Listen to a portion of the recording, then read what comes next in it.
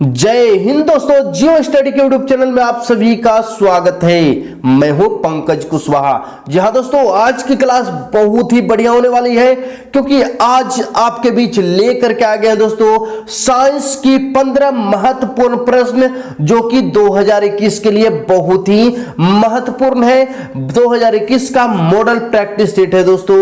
अगर आप भी इंडियन आर्मी की तैयारी कर रहे हैं तो आज की क्लास आपके लिए अति महत्वपूर्ण है। बिना समय गवाए हुए दोस्तों आज की सेशन की तरफ बढ़ते हैं। देखिएगा आज की साइंस की पहली प्रश्न। जहां दोस्तों आपके स्क्रीन पर पहली प्रश्न दिख रहा होगा और इस प्रश्न में दोस्तों क्या बोला जा रहा है, ध्यान से देखिए, ध्यान से आपको बतानी है। कहा जा रहा है मानव शरीर का कौन सा अंग निमोनिया से प्रभावित होता है। चार ऑप्शन है मस्तिष्क, हृदय, फेफड़े या गुर्दे जिसको किडनी कहा जाता है। चार ऑप्शन है। सही आंसर अगर जानते हैं दोस्तों तो जल्दी से जवाब देंगे, अगर नहीं जानते हैं तो हम आपको बतला देते हैं। इसका सही आंसर होगा ऑप्शन सी, फेफड़े। ठीक है, नेक्स्ट क्वेश्चन की तरफ बढ़ते हैं। देखिएगा आज की दूसरी नंबर प्रश्न जो कि साइंस का ही है, बहुत ही महत्वपूर्ण सेशन है दोस्तों। अगर आप मेरे चैनल पे पहली बार आए हैं तो चैनल को सब्सक्राइब कर लीजिए क्योंकि आर्मी से रिलेटेड बहुत ही बढ़िया फैक्ट आपके बीच लेकर के आते हैं। देखिएगा इस प्रश्न को अगर जानते हैं तो सही आंसर देने की कोशिश करेंगे।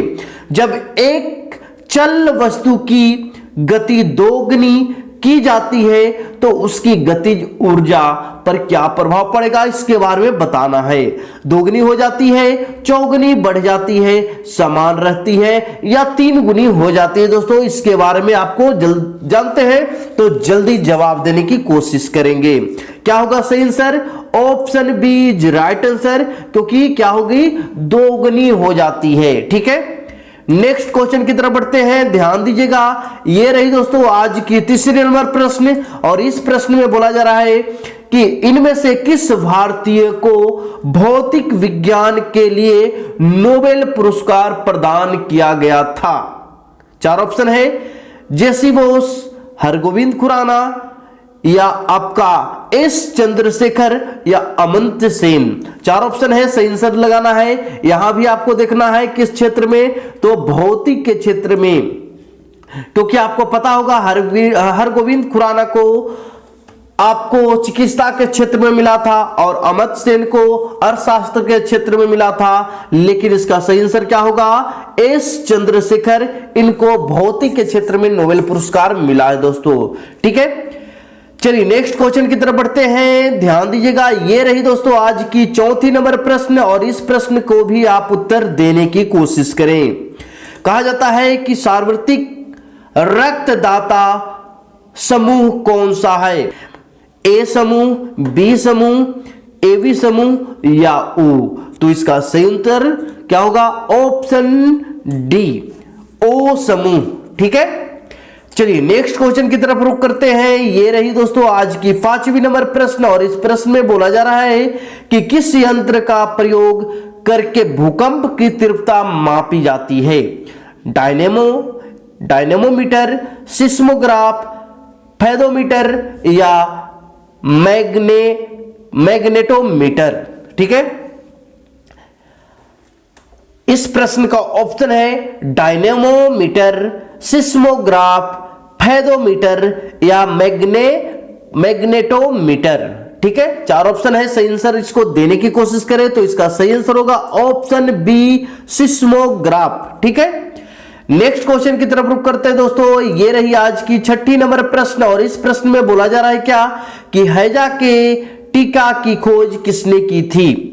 हैजा के टीका के बारे में बोला जा रहा है दोस्तों।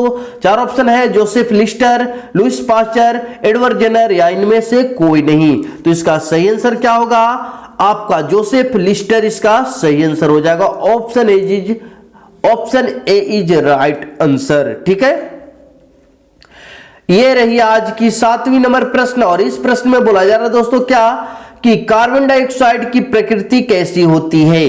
ज्वलनशील, गंधहीन, पीलापन या खट्टा स्वाद। कार्बन डाइऑक्साइड के बारे में बोला जा रहा है, जिसका प्रयोग किस में किया जाता है, तो आग को बुझाने के लिए किया जाता है, और यह जो होता है दोस्तों वह गंधहीन होता है। Option B is right answer. ठीक है, नेक्स्ट क्वेश्चन को देख लीजिए। ये रही दोस्तों आज की 8वीं नंबर प्रश्न, और इस प्रश्न में बोला जा रहा है दोस्तों कि परम शून्य ताप पर आपको 4 ऑप्शन है, इसके बारे में बताना है। पानी जमना शुरू हो जाता है, आणविक गति अवरुद्ध हो जाती है, या सभी गैसें द्रव में बदल जाती है, या उपरयुक्त सभी। परम शून्य तापमान पे क्या होता है दोस्तों? सही आंसर आपको अगर पता है तो अच्छी बात है, नहीं पता है तो आपको याद रखनी है। Option C is right answer, सभी गैसें द्रव में बदल जाती है। ठीक है, नेक्स्ट क्वेश्चन की तरफ रुख करते हैं। ये रही आज की 9वीं नंबर प्रश्न, और इस प्रश्न का सही उत्तर आपको देनी है। बॉक्साइट अयस्क है किसका? लोहे का, एल्युमिनियम का, तांबे का या मैग्नीशियम का। 4 ऑप्शन है, सही आंसर जल्दी से लगा लीजिए। क्या होगा इसका सही आंसर? तो आपने सही आंसर लगा लिया होगा दोस्तों। चलिए एक बार फिर से आपको बतला देते हैं, इसका सही आंसर होगा ऑप्शन बी एल्युमिनियम। ठीक है, नेक्स्ट क्वेश्चन की तरफ रुख करते हैं। ये रही दोस्तों आज की 10वीं नंबर प्रश्न, और इस प्रश्न में बोला जा रहा है क्या? पेरिस्कोप में कौन सा दर्पण उपयुक्त होता है? 4 ऑप्शन है, उत्तल दर्पण, अवतल दर्पण, समतल दर्पण या साधारण दर्पण। 4 ऑप्शन में सही आंसर आपको क्या होगा दोस्तों, इसके बारे में आपको बतानी है। तो इसका सही आंसर हो जाएगा ऑप्शन ए उत्तल दर्पण। ठीक है, चलिए नेक्स्ट क्वेश्चन की तरफ रुख करते हैं। ये रही आज की 11 नंबर प्रश्न, और इस प्रश्न में बोला जाता है दोस्तों पृथ्वी के वायुमंडल में सर्वाधिक पाई जाने वाली गैस कौन सी है? ऑक्सीजन, कार्बन डाइऑक्साइड, हाइड्रोजन या नाइट्रोजन। तो आपको पता होगा नाइट्रोजन जो है दोस्तों पृथ्वी के वायुमंडल में सबसे अधिक मात्रा में पाया जाता है, और इसके प्रतिशत है, जल्दी से अगर जानते हैं दोस्तों तो कमेंट करेंगे नाइट्रोजन की प्रतिशत कितना है।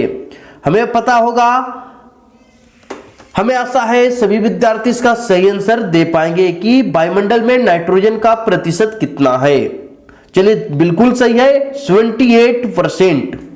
नेक्स्ट क्वेश्चन की तरफ बढ़ते हैं। ये रही दोस्तों आज की 12 नंबर प्रश्न, और इस प्रश्न में बोला जा रहा है कास्टिक सोडा का रासायनिक सूत्र क्या होगा? BaOH का होल ट्वाइस 2, या Na2SO3 या NaOH या NaCl। 4 ऑप्शन है, सही उत्तर आपको लगानी है। क्या होगा?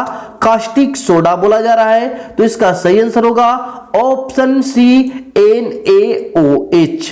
अगर आपने NaOH लगाए तो बिल्कुल सही है। चलिए नेक्स्ट क्वेश्चन की तरफ रुख करते हैं। ये रही आज की 13 नंबर प्रश्न, और इस प्रश्न में बोला जा रहा है कि क्वथनांक यानी कि बॉइलिंग पॉइंट बढ़ता है कब, कौन सी स्थिति में दोस्तों, इसके बारे में बतानी है। दबाव घटाने से, दबाव बढ़ाने से, आर्द्रता घटाने से या आर्द्रता बढ़ाने से। क्वथनांक यानी कि बॉइलिंग पॉइंट कब बढ़ेगा? तो दबाव को बढ़ाने से। ऑप्शन इसका बी सही है।